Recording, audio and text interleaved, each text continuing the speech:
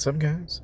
I just hit level 128, and something that I finally got around to doing was on the prayer statue. I finally got my set 4 really close to done. Um, I'm still working on getting the last two to combo, but I thought I'd kind of give you an idea of what I've been up to. Of course, I've got the global combo blade duo, and then I've got wildlife piercer at legendary. Like anything, you're basically going to be waiting up for cross server matches. I'm only in Diamond 2 right now, but I'm only 800 more away to getting the next Red Soul selection, and then, from there we'll be able to once again get another fusion.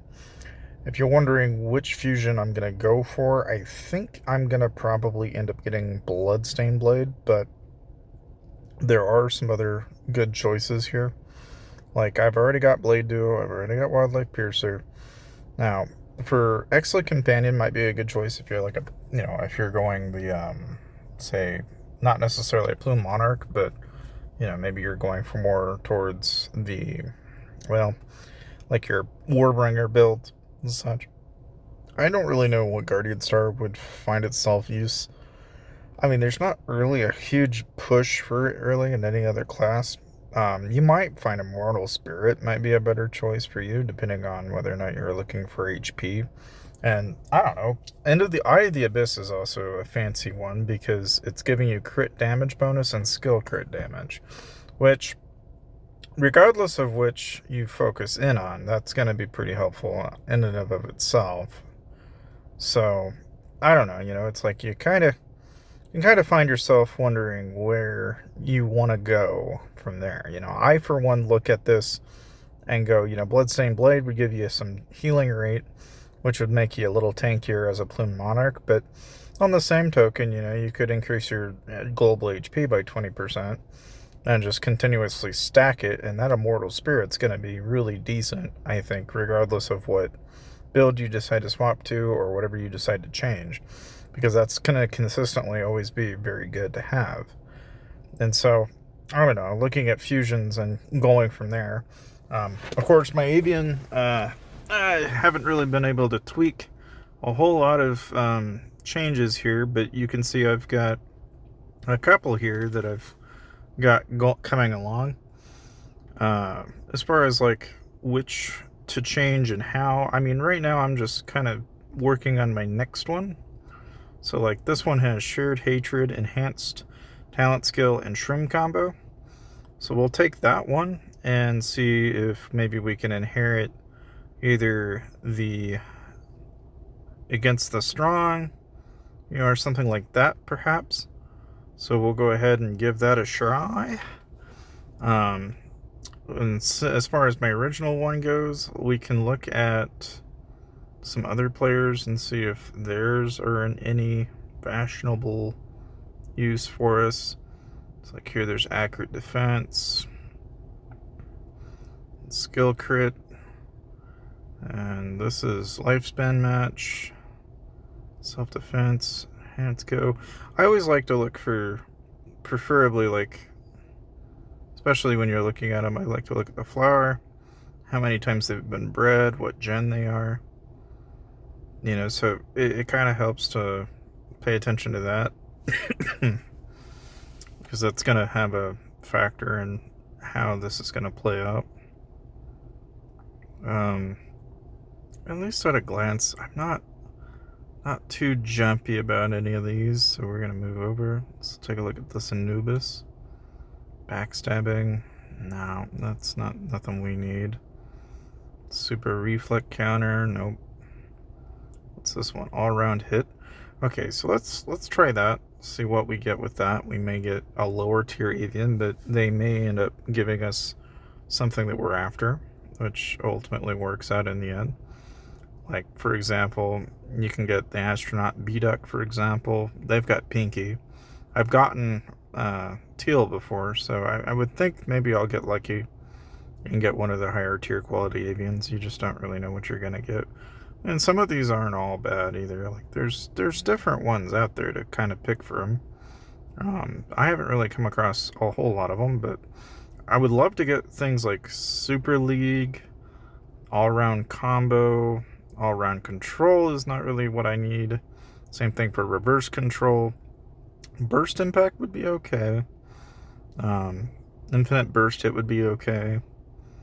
Meteor feather would be really cool. Meteor feather would be super good for us. And I don't know, Rage Slash, Infinite Dream, Meteor Feather, those are all super interesting. Obviously Super Crowd Combo and something similar to that effect would be good. So we'll just kind of have to wait and see, kind of see how that plays out. So with this one, which has some qualities that we have, we're going to look and see. Okay, so like this one has multiple shots, so we'll go ahead and just breed it and see what we get. And see if we can get what we're after. In any case, beyond that though, right, aside from the Avians, I still think Anubis is one of the best ones, but you can choose and pick and choose any of the Avians as you please. I just like Anubis because where he's more of a debuff, to me it makes sense to have a debuff and a scale damage, but you can just as easily go, maybe instead of Anubis per se, right, you could go down the pathway of getting the Firefly, and that's all that's going to do is give you, if you can't tell, it basically increases damage received, which is helpful, right? Now, Moonbound Spirit's a little different in that what you're doing there instead is you're basically doing more damage to them. So, in a way, you have a 50% chance to deal extra damage equal to 3% of their HP. So, I mean, like, there's kind of a how do you say, you can entangle yourself in those Avians as much as you want. It's just kind of a picky thing. As you guys might imagine, as far as artifacts go, I don't really have a whole lot to tweak here yet. We're still kind of waiting on getting some higher quality. I believe I might be getting closer to where I may eventually get a tier 5. But we're still waiting on getting some higher tier ones. I've got some I can scrap here though, so we can go ahead and just take everything red and below, and we can do that to upgrade our counter damage resistance by 18%, which, why not? That's going to give us a pretty significant jump. Because again, resistance is pretty helpful in the end. Like, a lot of people blow it off, but you can actually make yourself a lot tankier that way. And being that counter builds are one of the few that can really do a number on me, getting some resistance in that is really not a bad idea. But beyond that, as far as back accessories go, finally got up to 61 on all these, so eventually now we just got to get to the foxtail. And so I'll be dumping a lot of time into these. As far as my back accessory talents go, I'm just kind of waiting on getting 216 so I can max out the combo damage, and then I'll start working on the actual HP boost and defense boost for all the other trees, because that's currently where I'm at with it. On my other set, which I believe is set, well, it's not set 4, it might be 2. We've got a couple here we can dump a little bit of into. And this is kind of purely experimental. It's just the curiosity of whether or not Gale Barrage is going to be any good. And so I don't know. I mean, when we get there, we'll finally find out. But I mean, other than that, really, we're still trying to make our way to 28. We're 3 bars in, so we got another 3 bars to go. And really, the trick to that is just getting a lot of gold. During the event, though, of course, I did top quality clam quite a bit and got all the way to floor 40 and ended up acquiring the costume. So that's always been kind of exciting. Of course, most people are probably interested in the Siren's Whisper and the Watermelon ship. And I don't know. I've seen a lot of people use the ship, and it's like, it's good. And then it gives you a knock, but like, I don't know. There's nothing too exciting about this other than, when you look at like the Abyssal Beast, you get a control immunity pet, basically. And it takes 16% of the character's max HP every 14 seconds after the battle starts, and it lasts up to 5 seconds, and it deals 40% damage.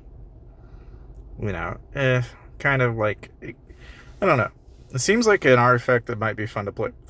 But to be honest with you, you got to get it in 1,000 draws, which is a crazy amount of draws.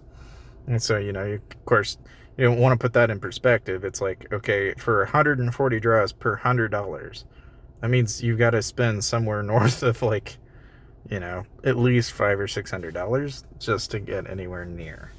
And so for that reason, I'm kind of just I shrug, you know, like not gonna really pay too much attention to it, you know. But of course, there are some people that did work their way all the way up the rankings already, and there's some people that are really close. So I mean, it'll be kind of interesting to see because these are some of the midsummer party rewards, some of the red soul selections they're getting, as well as, you know, even Skyrider passes. I mean, obviously, if you can rank, you can get better loot and better rewards. So, needless to say, though, that's really all I have to say for today. Thank you guys for watching, and I'll see you guys next time.